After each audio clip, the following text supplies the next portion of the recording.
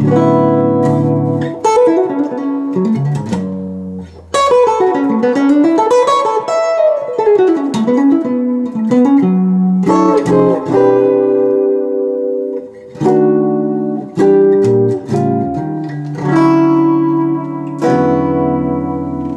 veces lo que necesitas para llegar al siguiente nivel en tu instrumento no es aprender más, sino es aprender muchas cosas de las que sabes. Hola amigos, soy Juan Oliveira y hoy os quiero contar una historia. Durante mucho tiempo, en mis años de estudiante, quería lograr una cosa: ser con la guitarra capaz de tocar como tocaban Clifford Brown, Bud Powell. Quería articular y tocar como los grandes músicos de vivo. Para ello me esforcé muchísimo en mejorar mi técnica de la mano izquierda, en mi técnica de la mano derecha, en la coordinación entre ambas. Intenté ser lo más eficiente posible, pero siempre llegaba a un punto límite, una velocidad que hiciera lo que hiciese no era capaz de sobrepasar. Pero por mucho que lo intentara, es que era imposible. Y esto, por supuesto, me creó muchísima frustración, hasta que un día me percaté de lo siguiente. Y es una cosa súper obvia, pero yo no había percatado en ella hasta entonces y me parece que es algo que le pasa a mucha gente. No tenía nada que ver con mis manos, ni con mis dedos, con mi digitación, con mi técnica, era completamente distinta. Lo que pasaba es que a partir de cierta velocidad, los músculos de mis piernas se empezaban a tensar un montón, como que me encogía así. Qué absurdo, ¿verdad? Pero es que cuando aprendemos a tocar un instrumento, nos centramos en las partes más directamente implicadas en la producción del sonido, en este caso las manos, obviamente, y nos olvidamos del resto del cuerpo. Por eso en el vídeo de hoy vamos a hablar de cosas que no se ven directamente,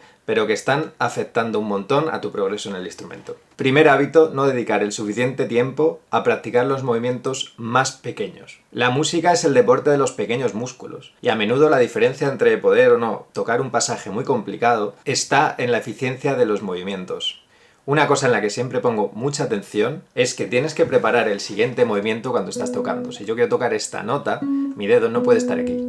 Así que no sé qué te habrán dicho por ahí, pero los dedos no se teletransportan. El segundo hábito es ignorar la tensión acumulada en distintas partes del cuerpo. Por muy pequeña que sea, la tensión acumulada en partes que no tienen directamente que ver con cómo produces el sonido afecta negativamente al sonido, a la técnica, a la velocidad. Además, puede provocarte lesiones a largo plazo. Como dije al principio del vídeo, es fundamental tener en cuenta esta tensión. Es un poco el enemigo invisible de los músicos. Y es que además, en situaciones de estrés, como puede ser un concierto o una audición, la tensión se multiplica y puedes llegar a ver a músicos que normalmente tocan increíble, fallando las cosas más simples porque sus manos no paran de temblar. Los sitios donde se suele acumular más tensión son las piernas y la mandíbula. Así que presta especial atención a esos dos puntos. El tercer hábito es no ser consciente de la respiración. Al igual que un corredor, un músico necesita aprender a respirar. Cuando nos concentramos demasiado en la música, nos podemos olvidar de respirar correctamente o incluso de respirar en absoluto. Pero incluso en casos no tan exagerados, esto provoca que aumente la tensión del cuerpo y volvemos al punto anterior.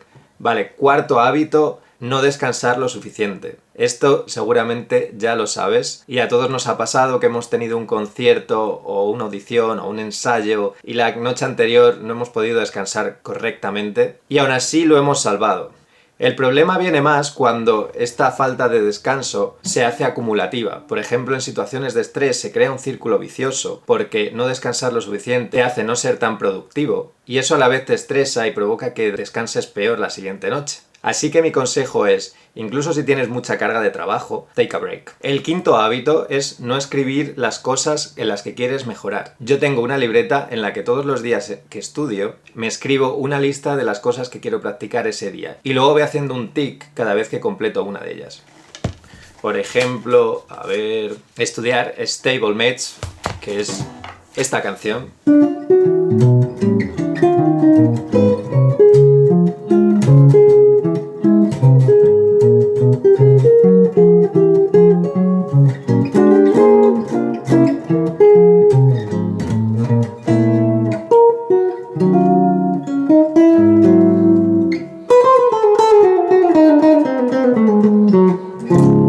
Practicar sin unos objetivos claros es malo por dos razones. En primer lugar, porque el progreso se hace más lento. Si cada día pierdes el foco y te dedicas a estudiar cosas que te han llamado la atención, cosas más flashy, en vez de centrarte en los objetivos que sabes que necesitas más a medio y largo plazo, va a ser muy difícil que realmente llegues a mejorar a un buen ritmo. Déjame darte un consejo. Deja lo más impresionante para el final de la sesión de práctica y céntrate al principio en lo más básico.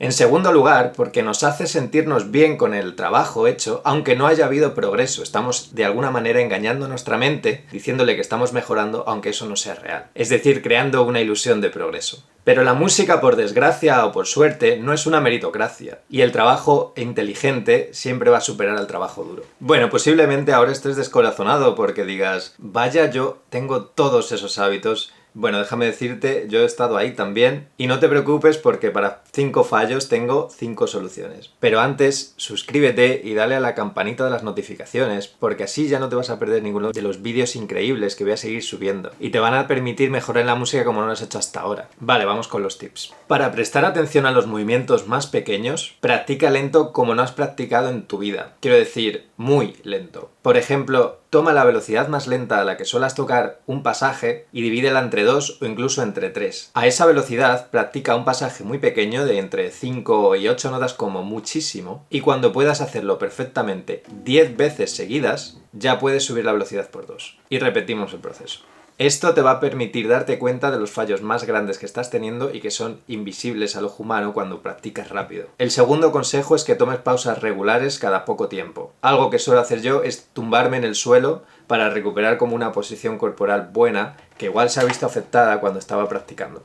Además, dedica 5 o 10 minutos al día por lo menos a tocar, simplemente siendo consciente de la tensión que estás generando en el resto del cuerpo y centrándote en bajarla. Vas a ver cómo haciendo esto tu tensión disminuye en poco tiempo. Practica la respiración consciente al tocar. Esto es algo que aprendí del gran Julian Leitch, que se escribió unos estudios muy exigentes para guitarra, simplemente para practicar tocarlos mientras era consciente de su respiración, para que veas la importancia que tiene. En momentos de mucho estrés, desconecta al menos 2 o 3 horas antes de irte a dormir del instrumento y no pienses en nada que tenga que ver con la música. Distráete como sea, porque si no vas a irte a dormir y vas a estar practicando en la cabeza todavía. Y así, hazme caso, no vas a descansar, pero nada bien. Y por último, acostúmbrate a escribir cada día lo que quieres practicar e intenta cumplirlo. También puede ser muy útil tener como una lista de objetivos más a largo plazo, como puede ser un mes, para que estos objetivos diarios siempre vayan en esa dirección. Estos consejos son cosas que yo he ido aprendiendo a lo largo de muchos años en los que he estado estudiando con los mejores músicos de jazz del mundo actualmente. Y yo mismo los sigo en mi día a día todavía a día de hoy. Así que pruébalos y luego me dices si alguno te ha venido bien. Y si quieres aprender más todavía, mira este vídeo en el que te explico 3 técnicas con las que he conseguido aumentar la cantidad de acordes que conozco de manera exponencial en poco tiempo. Y eso es todo por hoy. Espero que te haya encantado el vídeo, que hayas aprendido mucho y nos vemos en el siguiente.